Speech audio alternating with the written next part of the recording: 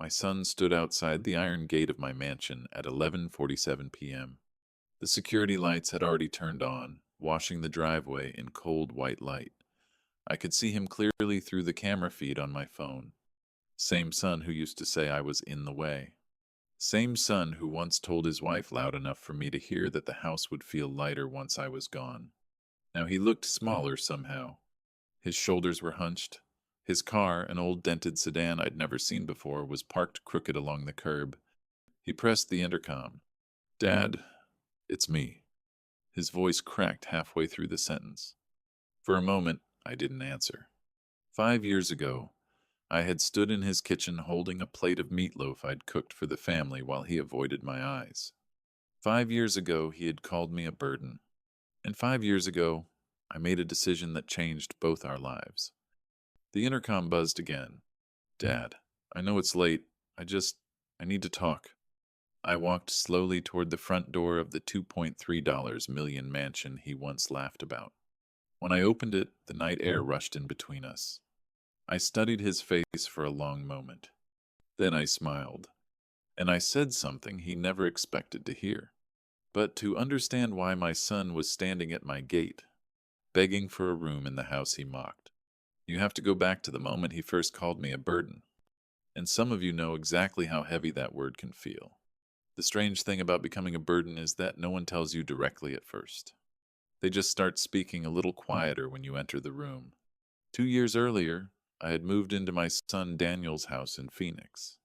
My wife had passed away the year before, 43 years of marriage, gone in a hospital room that still smelled like antiseptic when I closed the door behind me. Daniel insisted I move in. "Dad, you shouldn't be alone." At the time, it sounded like love. I sold my old house and helped them with the down payment on theirs. $120,000. Daniel hugged me that day in the driveway like I had saved his life. "Dad, you have no idea what this means to us." For the first few months, things were warm. I cooked breakfast, pancakes on Sundays, scrambled eggs on weekdays. My grandkids, Emma and Jake, would sit at the kitchen island while I told them stories about when their dad was a kid. Back then, Daniel would actually sit with me for 15 minutes before work. But over time, something shifted. The conversations got shorter, the smiles got thinner, and the house started feeling smaller. Not physically, emotionally. If you've ever felt that quiet change in a room, you know exactly what I mean. And that was before I overheard the conversation that changed everything. I wasn't meant to hear it. That's the thing about the truth in families. It usually slips out when people think you're asleep. One Thursday night, I came out to the kitchen for a glass of water. The house was dark except for the television glow in the living room. Daniel and his wife, Laura, were sitting on the couch. Their voices were low, not whispering, but careful. "I'm just saying it's getting harder," Laura said. Daniel sighed. "She's trying to help." I stopped in the hallway. "She's always in the kitchen," Laura continued. "Every time I cook, she's right there watching." "I know," Daniel muttered. "And the kids?" Laura said. "They're starting to act weird around her." Weird. That word hit harder than I expected. Daniel rubbed his forehead. "So what are you suggesting?" A pause. The kind of pause that changes lives. "I think," Laura said carefully, "we need to start thinking about another arrangement." Another arrangement. I stood there holding an empty glass. Not moving. Not breathing. You may recognize that feeling. The moment when you realize you're not a guest anymore. You're a problem. And what Daniel said next told me everything I needed to know. The sentence my son said that night stayed with me for years. "Maybe Mom would be happier somewhere with people her own age." He didn't say it cruelly. That almost made it worse. There was hesitation in his voice, even guilt, but there was also something else. Relief. Laura answered immediately. "Exactly. A senior community. Activities, friends, independence." Independence. Funny word to use when someone is gently being pushed out of their own family. I walked back to my room before they noticed me in the hallway. My room. That's what they called it. but it was really just the guest room at the end of the hall. Twin bed, small dresser, one window facing the side fence. The kind of room designed for someone who wouldn't stay long. That night, I lay awake staring at the ceiling. The house was quiet, but my mind wasn't. I replayed every moment from the last 2 years. Every sigh.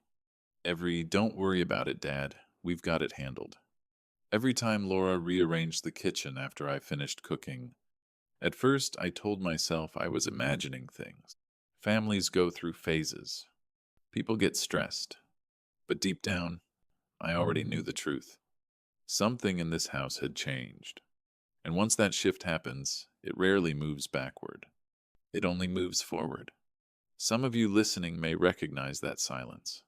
The moment you realize the room you're living in is slowly being prepared for someone else. And that realization was only the beginning. The changes didn't happen overnight. That's what made them so difficult to explain. They happened in small ways, tiny adjustments that were easy to dismiss one by one. But together, they formed a pattern. For over a year, I had been the breakfast cook in that house. I woke up early, made coffee, scrambled eggs, toast for the kids. Daniel used to sit with me while the kids finished cereal. 15 minutes every morning. That was our time. Then one morning he walked through the kitchen holding a protein bar. "Running late today, Dad?" The next day it was the same. Then the next. Soon he stopped sitting at the table altogether. He would grab coffee and leave. Laura changed, too. At first, she thanked me for cooking dinner. Then she started saying things like, "Oh, you didn't have to do that." Then eventually, "I've got a system for meals." One evening, I started chopping vegetables for soup. She walked in, moved everything aside, and said she was trying a new diet for the kids. I stood there holding a knife over a cutting board I no longer needed. And that was when I realized something important. No one was angry with me. No one was yelling. They were just slowly removing me, like a chair that no longer matched the table. And if you've ever felt yourself being quietly erased from a place you once belonged, you know how much that silence can weigh. The hardest part wasn't my son. It was the kids. Emma had been my shadow for months. 8 years old, curly hair, always drawing something. She used to sit beside me while I cooked pancakes. "Grandpa, did dinosaurs really exist? Grandpa, what was Dad like when he was little?" But sometime that winter, she stopped coming into the kitchen. Her bedroom door stayed closed more often. One afternoon I knocked and asked if she wanted help with homework. "I'm okay, Grandpa." Her voice was polite, but distant. A week later I heard her talking on the phone with a friend. "I can't come over today," she said. "My grandpa gets upset when we're loud." I stood outside the hallway listening to those words. I had never once complained about noise. In fact, the noise was my favorite part of the house. Jake was even harder to understand. He was only 6, still learning how the world worked. One night I offered to read him a bedtime story. He shook his head. "Mom says I need to fall asleep by myself now." Mom says. Those 2 words appeared everywhere after that. Mom says I can't. Mom says I should do it myself. And I started realizing something painful. The distance wasn't accidental. It was being taught slowly, quietly, one rule at a time. And the night I cooked my famous meatloaf, everything finally became impossible to ignore. That meatloaf recipe had followed me for 40 years. My wife loved it. Daniel used to request it on his birthday when he was a teenager. So one Tuesday afternoon, I decided to cook it for the family. I spent 3 hours in the kitchen. Meatloaf, mashed potatoes, green beans with garlic. The house smelled like the past. For a moment, I felt hopeful again. Maybe we just needed a normal dinner together. When Daniel and Laura came home, I called them to the table. Emma and Jake sat down quietly. Laura looked at the plate. Then she looked at Daniel. "Did you tell him we're trying to cut back on red meat?" Daniel shifted uncomfortably. "I forgot." Laura sighed. Not loudly, but enough. I already planned grilled chicken tonight. She opened the fridge, started pulling out ingredients. Just like that, dinner was canceled. The food I spent all afternoon cooking sat untouched on the table. No one meant to humiliate me. At least I don't think they did. But humiliation doesn't always require intention. Sometimes it just requires indifference. That night, while I wrapped the untouched meatloaf in foil, I made a quiet decision. I was done trying to earn my place in that house. If respect wasn't given freely, then distance would teach a lesson words never could. And that decision changed everything that happened next. The interesting thing about quiet decisions is that nobody notices them at first. The next morning, I woke up at 5:30 like usual. I made coffee, but I didn't cook breakfast. The kitchen stayed silent. Daniel walked in, looked around, and opened the fridge. No pancakes, no eggs, just cereal boxes and cold air. "Dad, everything okay?" he asked. "Everything's fine," I said. And technically, it was. Because that morning, I had already started making plans. Not angry plans, clear ones. For months, I had been pretending not to notice the changes in that house. But once you see the truth, pretending becomes exhausting. So I began doing something very simple. I started preparing my exit, quietly. During the day, while Daniel and Laura were at work, I sat at the kitchen table with my laptop. Emails, phone calls, financial documents, old accounts I hadn't touched in years. You see, something my son didn't understand about me was this. I had spent 42 years building businesses before I retired. I knew how money moved, and I knew how to move it too.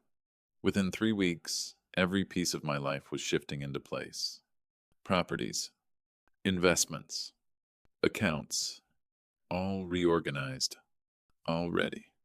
Because when you finally accept that you are no longer welcome somewhere, the smartest thing you can do is build a life where you are. And that life was waiting for me on the other side of the country.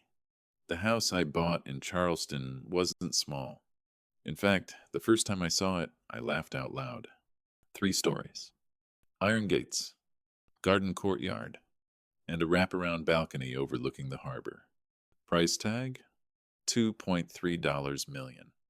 The realtor kept apologizing for the cost. "Mr. Reynolds, I know this may be above what you were looking for." I smiled. "I'll take it." The paperwork took less than 2 weeks. Cash purchase. No mortgage. No bank approvals. Just signatures. The funny part was that while all of this was happening, I was still sleeping in the twin bed at Daniel's house. Still eating dinners where nobody asked my opinion. Still hearing Laura sigh whenever I entered the kitchen. Every sigh made my decision easier. Sometimes life gives you clarity through kindness. Sometimes through discomfort. By January, the Charleston house was fully furnished. By February, the moving company was booked. And by March, I was ready to leave. But I didn't announce anything. Not yet. Because before I walked away, I wanted to understand one final thing. Exactly how my son saw me. And the answer came sooner than I expected. It happened during Christmas dinner. The house was full of noise. Emma was opening presents. Jake was racing a toy car across the floor. For a moment, it almost felt like the old days again. Then Laura said something while we were clearing plates. "This year actually felt easier," she said. Daniel nodded. "Yeah." Laura continued. "Everyone knew their place." I was standing at the sink, washing dishes. Hands in warm water, listening. Daniel laughed lightly. "It's less chaotic."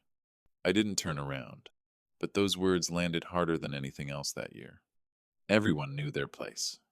My place, apparently, was smaller. That night, I lay awake in the guest room staring at the ceiling, and something inside me finally settled. Not anger, not bitterness, just clarity. I was done trying to convince my own son that I mattered. If someone cannot see your value while you're standing beside them, sometimes the only way they learn is by watching you walk away. And 2 weeks later, that's exactly what I did. The moving truck arrived at 2:00 the afternoon. Three men stepped out wearing blue uniforms and polite expressions. Daniel was at work. Laura was in the living room with the kids when they knocked on the door. "Yes?" she asked. "Ma'am, we're here for Mr. Reynolds." Her face froze. "What?" I stepped forward from the hallway. "They're here for me." The movers worked fast. Boxes, furniture, suitcases. Everything that belonged to me disappeared from the house within 2 hours. Laura stood in the kitchen, watching like someone observing a storm. "Where are you going?" she finally asked. "South Carolina." "South Carolina?" she repeated. "Yes." When Daniel arrived home that evening, the guest room was empty. He stared at the bare walls. "Dad, you're moving?" "Yes." "But why didn't you say anything?" I looked at him carefully. "When was the last time you asked if I was happy here?" He didn't answer, because we both knew the answer. At 4 p.m., my taxi arrived. Daniel followed me to the driveway. "Dad, this feels sudden." I opened the car door and turned toward him. "Daniel," I said gently, "the truth is, I've been leaving for a long time." Then I got in the car, and by midnight that same day, I was standing inside the front door of the Charleston house, the one my son would later call my mansion. Charleston felt different the moment I arrived. Not just the air, though. The air smelled like salt and jasmine instead of desert dust. It was the quiet. For the first time in 2 years, I woke up in a house that was entirely mine. No guest room, no careful footsteps, no wondering if I was in someone else's way. Grace, the house manager I had hired, greeted me the first morning with coffee on the back patio. "Good morning, Mr. Reynolds," she said with a warm smile. From the balcony, I could see the harbor, boats moving slowly across the water, sunlight stretching across the garden courtyard below. I sat there for a long time that morning thinking about something simple. Peace. Real peace is quiet. Not the uncomfortable silence of a house where people avoid you, but the calm of a place where you belong. Some of you listening right now may recognize that difference. And if you do, tell me something. Drop your city below. I always find it fascinating how many people around the world understand this exact feeling. Because dignity doesn't belong to one country. It belongs to anyone who refuses to disappear. Meanwhile, nearly 2,000 miles away in Phoenix, my son was just beginning to realize something important. My absence had changed more than the atmosphere of his house. It had changed his finances. And the first phone call came on a Monday morning. Daniel called me 3 weeks after I moved. His voice sounded tight. "Dad, quick question." I leaned back in the library chair. "Go ahead. Did you ever co-sign anything for the house?" I already knew what this was about. "Yes," I said calmly. "When you applied for the home equity loan." Silence. Then a quiet curse under his breath. The bank had finally noticed I was gone. You see, when Daniel and Laura applied for their home equity line of credit, they listed me as a permanent household contributor. My pension, my savings, my presence, all of it had strengthened their financial profile.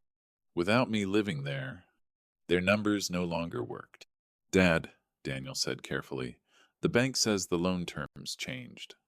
"Did you read the contract before signing it?" I asked. Another silence. 30 seconds this time. "They're saying we owe $127,000 in 30 days. I didn't raise my voice. I didn't lecture. I simply said something that surprised him. "I'm sure you'll figure it out." Because sometimes the greatest help a parent can give is the chance for their child to stand on their own feet, even if that lesson hurts. And over the next few months, that lesson would become very real. Debt has a way of revealing the truth about people. Within 6 months, Daniel's life began to unravel. First the credit cards, then the car payments, then the mortgage stress. Without my monthly contribution to the household, their budget simply didn't work anymore. For years, they had lived just slightly beyond their means. My presence had quietly filled the gap. Once that gap disappeared, reality moved in. Daniel called a few more times during that period. Each conversation sounded different. Less confident, more tired. I listened, but I didn't interfere, because this wasn't revenge. Not really. It was consequence. There's a difference. Revenge is loud. Consequences are quiet. They simply arrive and sit down beside you. One evening, I was watering the garden when Grace walked outside. "Your son called again earlier," she said. "I know. Will you call him back?" I looked across the courtyard at the iron gate. Not yet, because there was something Daniel still needed to understand. Respect cannot be forced. It can only be learned, and learning sometimes requires losing the very thing you once took for granted. The night Daniel lost the house, he didn't call me. Pride can be stubborn like that. Instead, I heard about it from Emma. She sent me a text message late one evening. "Grandpa, we had to move." My heart sank when I read it. Children shouldn't carry the weight of adult mistakes. I called her immediately. "Hey, kiddo," I said softly. Her voice was quiet. "We're staying in a rental now. Are you okay? I miss your pancakes." That one sentence almost broke me. Because no matter what happens between adults, grandparents and grandchildren exist in a different world. A kinder one. "Anytime you want pancakes," I said, "you know where to find me." There was a pause. Then she asked a question that caught me off guard. "Grandpa, are you mad at Dad?" I thought about that carefully. "No," I said. "I'm not mad." And it was the truth. Anger fades with time. Clarity doesn't. That night, as I sat on the balcony watching the harbor lights flicker across the water, I realized something. Daniel's life had reached the point where pride and survival collide. And when that happens, people start knocking on doors they once walked away from, which is exactly what happened 2 years later. At 11:47 p.m., at the iron gate of my mansion, when the intercom buzzed that night, I already knew who it was. Parents have a strange instinct about their children, even when those children are 40 years old. I watched the security camera feed on my phone for a full minute before answering. Daniel stood outside the iron gate under the security lights. Older, thinner. His shoulders curved inward like he was carrying something heavy. Not luggage. Life. I pressed the speaker button. "Yes?" "Dad, it's me." There was a long pause between us. "I figured," I said. He hesitated before speaking again. "I know it's late. I needed to see you." The wind moved through the magnolia trees in the courtyard. For a moment, neither of us spoke. Then he said the words I had been expecting for years. "I lost the rental last month." Silence again. I didn't know where else to go. Some of you listening know exactly what that moment feels like. Not the fall, but the moment pride finally steps aside. I opened the gate remotely. The metal bars slid apart slowly. Daniel walked up the long driveway toward the house he once laughed about. When he reached the front steps, he looked up at the balcony. "This place is incredible." I studied his face carefully. Then I said something very simple. "You should come inside." Because lessons don't end when the door opens. Sometimes, that's when they finally begin. Daniel stood in the entryway, looking around like someone who had stepped into a museum. The marble floors, the tall staircase, the open living room windows overlooking the harbor. "You live here alone?" he asked. "Yes." He nodded slowly. Then he asked the question he had been avoiding. "Dad, can I stay here for a while?" There it was. The sentence that had been traveling across the country for 5 years. I didn't answer immediately. Instead, I walked toward the kitchen and poured 2 glasses of water. Daniel followed me quietly. "You remember something you said once?" I asked. His eyebrows tightened. "What?" "You said the house would feel lighter once I was gone." His eyes dropped to the floor. "I was stressed," he said softly. "That doesn't make it less true." He nodded again. And for the first time since he arrived, he looked smaller. Not physically, emotionally. The kind of small that appears when someone finally sees their own reflection clearly. Then he said something I never expected. You weren't a burden, Dad. His voice cracked. I was just too blind to see what you were carrying for us. I let that sentence sit in the room for a moment. Because apologies are not measured by volume, they are measured by sincerity. And this one felt real. Daniel stayed in the guest suite on the second floor.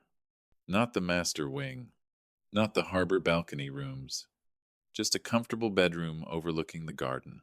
The next morning I woke up early. Old habits never leave. I made coffee. And for the first time in years, I made pancakes again. The smell filled the kitchen. Daniel walked in wearing the same tired expression he had arrived with. Then he smelled the pancakes. He froze. You still make those? Some traditions survive, I said. We ate quietly at the kitchen island. Halfway through breakfast, he looked up at me. Why didn't you ever yell at me? I smiled slightly. Because yelling doesn't teach much. He considered that. Then why help me now? I thought about the answer carefully before speaking. Because dignity doesn't disappear when someone makes a mistake. Some of you listening understand that kind of strength. If you do, stay where you are understood. This space was built for people who know quiet strength when they see it. Daniel looked around the kitchen again. Dad, I want to rebuild things. Not just my finances, everything. I nodded slowly. Then start with respect. Because respect is the foundation of every family worth keeping. Change rarely arrives as a grand moment. More often, it slips in quietly. Daniel had been living in the guest suite for almost 4 months when I began noticing the difference. Not in what he said, in what he did. He woke up early now, earlier than me most mornings. Sometimes I would walk into the kitchen and find him already there, making coffee. Not the hurried kind he used to drink while rushing out the door. Real coffee, the kind that takes patience. One afternoon I stepped outside and saw him kneeling near the garden lights along the driveway. What happened there? I asked. Loose wiring, he said, tightening a screw. Figured I'd fix it. It wasn't the repair that caught my attention. It was the attitude. Years earlier, Daniel had treated houses like temporary stages for success. Bigger house, better car, another upgrade. Now he treated things differently, carefully, like someone who had finally learned the cost of losing them. That evening we sat on the back porch watching the harbor. After a long silence, Daniel spoke. You know something strange? What's that? I used to think you were in the way. He shook his head slowly. But the truth is, you were holding the whole family together. I didn't answer immediately, because sometimes the most important words aren't the ones you say. They're the ones you let settle. Some of you listening understand that kind of quiet change. If this story feels familiar, tell me where you're listening from. Across continents, one voice. Join it. Because respect inside a family should never be optional. About a year later, Daniel moved out. Not because I asked him to, because he was ready. His new place was modest. 2 bedrooms, small backyard. Nothing like the houses he once dreamed about. But when I walked through the door, something about it felt different. Emma was painting at the dining table. Jake was building a robot on the floor. Daniel stood in the kitchen flipping burgers on a small indoor grill. He looked up when I walked in. Dad! Perfect timing. The house smelled like barbecue and acrylic paint. Messy. Loud. Alive. During dinner, Daniel asked me something unexpected. Do you remember the night I showed up at your gate? Of course. He nodded slowly. I almost didn't knock. Why? Because I thought you'd close the door. I leaned back in my chair. And what made you knock anyway? He thought about that for a moment. Hope, he said. That word stayed with me. Hope. Sometimes families survive not because they never break, but because someone chooses to believe they can be rebuilt. Before I left that night, Daniel walked me to the driveway. Dad, he said quietly, I'm still learning. I placed a hand on his shoulder. Good, I said. Learning is how dignity grows. And if you understand quiet strength like that, you belong here. Stand where integrity stands. 5 years have passed since the night my son stood outside my gate. The house is quiet tonight. Not the lonely quiet I used to feel in that guest room years ago. This is a different kind of quiet. The peaceful kind. The kind that comes when a man finally understands where he belongs. I'm sitting in the courtyard garden of the house. Daniel once mocked the same $2.3 million mansion he used to joke was too big for one old man. The jasmine vines climb slowly along the iron fence. The harbor wind moves through the trees. And across the lawn I can see Daniel and Jake arguing about a bicycle chain. Jake thinks the wheel is crooked. Daniel insists it's the brake cable. They're both laughing. Real laughter. The kind that only shows up after people learn hard lessons. Emma sent me a letter this morning. She was accepted into a summer art program in Rhode Island. At the bottom, she wrote something that stayed with me all day. Grandpa, thank you for teaching me that dignity matters more than money. I folded the letter carefully and placed it in a small wooden box where I keep the things that remind me life still moves forward. Because the truth is, the greatest revenge in life isn't watching someone fall. It's watching them grow after they finally understand why they fell. Daniel didn't lose everything because I left. He lost everything because he had forgotten something simple. Respect. And respect is a strange thing. Ignore it, and life slowly takes things away. Protect it, and somehow life begins giving things back. If you've ever been underestimated, if someone once made you feel like you were in the way, then you may recognize that feeling. This channel exists for people like that. People who understand that real power moves in silence. So, before the story ends, tell me something. Would you have opened the gate that night? Or would you have left it closed?